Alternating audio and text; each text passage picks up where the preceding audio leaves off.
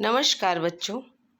कथा कहानी के माध्यम से दिया हुआ ज्ञान चिरस्थायी होता है, अर्थात लंबे समय तक यह हमारी स्मृति व मस्तिष्क में अंकित रहता है। इसलिए इसे शिक्षा का सबसे अधिक सरल व सशक्त माध्यम माना जाता है। इसीलिए बच्चों, मैं आपको कहानी सुनाकर आपका ज्ञान बढ़ाने का प्रयास करूंगी। मेरी आज की कहानी बच्चों सच्ची घटना पर आधारित है, जो हमारी धरती के वीर सपूतों में से एक हैं, जिन्होंने भारत माता के लिए किस प्रकार अपने प्राण न्यौछावर कर दिए। तो आइए सुनते हैं अपने वीर अब्दुल हमीद की कहानी।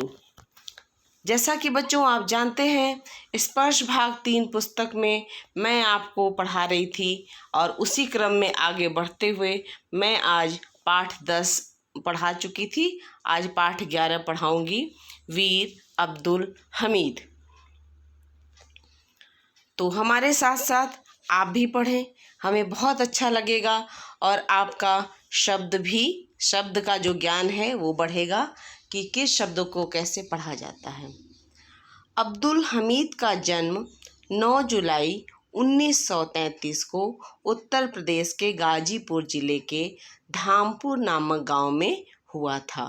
उनके पिता उस्मान खां एक दर्जी थे। हमीद की अपने पिता के व्यवसाय में कोई दिलचस्पी नहीं थी। वह बचपन से ही सेना में भर्ती होकर देश की सेवा करना चाहते थे। अपनी इसी इच्छा को पूरा करने के लिए वे 22 दिसंबर 1954 को सेना में भर्ती हो गए। सेना में भर्ती होने के बाद हमीद को जल्दी ही युद्ध कौशल दिखाने का अवसर मिल गया। सन 1962 में जब चीन ने हमारे देश पर हमला किया, तब उससे युद्ध करने के लिए सैनिकों की एक टुकड़ी भेजी गई। उसमें अब्दुल हमीद भी थे। वे अपनी सूझबूझ, बुद्धिमानी एवं बहादुरी के बल पर सुरक्षित बच गए। जब 1965 में पाकिस्तान देश पर हमला किया तो अब्दुल हमीद का खून खौल उठा। 17 सितंबर 1965 की बात है। भारत और पाकिस्तान के बीच भयंकर युद्ध चल रहा था। भारत की ओर से मोर्चा कंपनी कमांडर अब्दुल हमीद संभाल रहे थे। वे मिसाइल तोप से लैस जीप पर सवार थे। उन्होंने शत्रुओं को पैटर्न टैंकों के साथ अपनी ओर बढ़ते देखा तो उन्होंने शत्रुओं को रोकने की एक योजना बनाई। हमीद अच्छी तरह जानते थे कि आगे बढ़ने का अर्थ है निश्चित मृत्यु। उनकी भी तो वर्षों से वतन के लिए जीने मरने की तमन्ना थी। उन्होंने अपने साथियों को ललकारते हुए कहा, आगे बढ़ो। बच्चों, कहानी अच्छी लग रही है ना? एक वीर सैनिक की कहानी है जो हमारे देश के लिए मर मिटे। तो इसको ध्यान से सुनिए, बहुत अच्छा लगेगा। सामने से शत्रु की तोपें आग उगल रही थीं। चारों ओर गोले बरस रहे थे। हमीद बड़ी कुशलता से अपनी जीप को एक टीले की आड़ में ले गए और शत्रु के टैंकों पर तोप से गोलाबारी शुरू कर दी।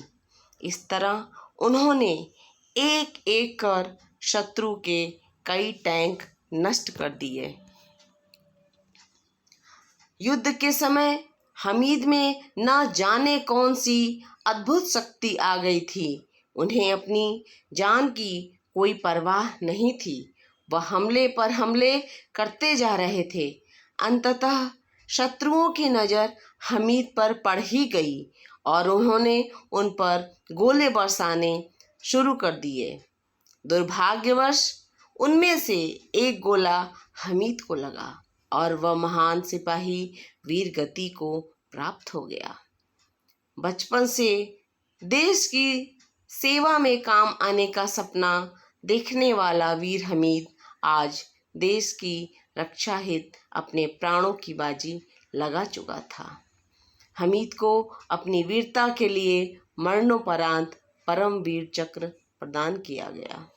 बच्चों, आज हमने आपको जो कहानी सुनाई है ये अब्दुल हमीद की है, जो हमारे देश के लिए लड़ते लड़ते, देखिए इसमें लिखा है कि वीर गति को प्राप्त हो गए। वीर गति को प्राप्त होना मतलब एक वीर सैनिक जब युद्ध के मैदान में उनकी मृत्यु हो जाती है तो ऐसा कभी नहीं कहा जाता कि वो मर गए, ऐसा कहा जाता है कि वो वीर गति को प्राप्त हो गए, शहीद हो गए अपने देश के लिए।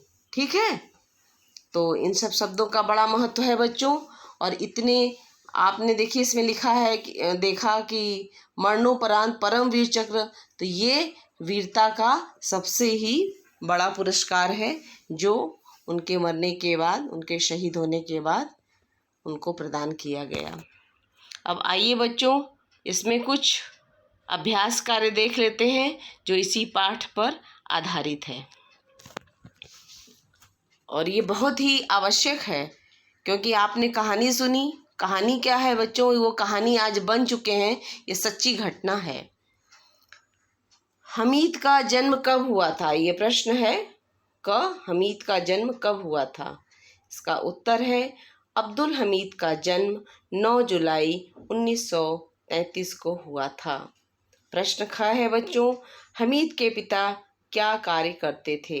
इसका उत्तर है हमीद के पिता एक दर्जी थे, वह सिलाई का कार्य करते थे।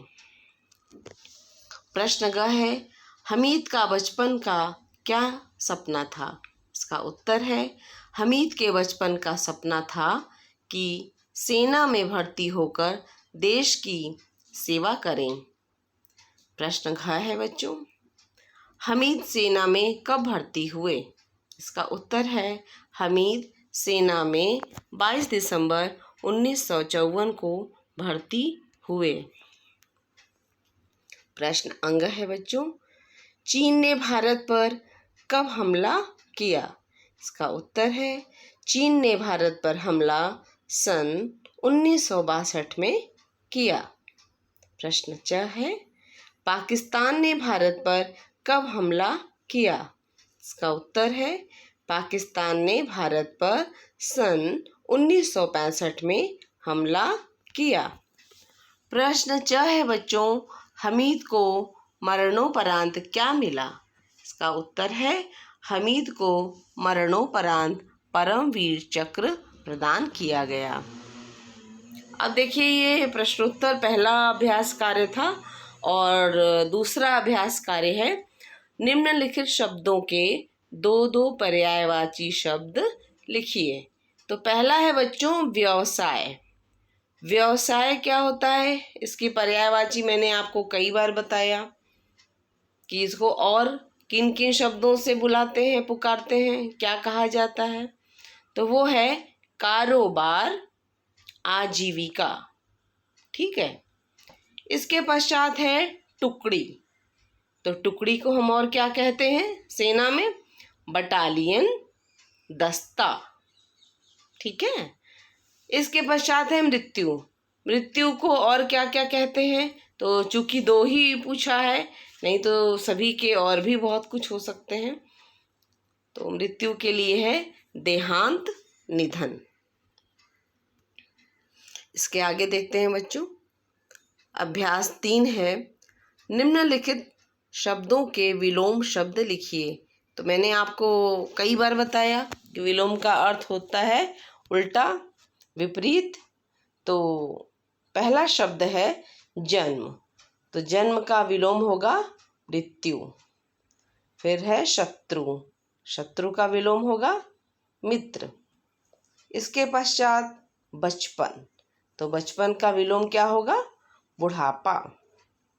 फिर है वीर, तो वीर का विलोम कायर।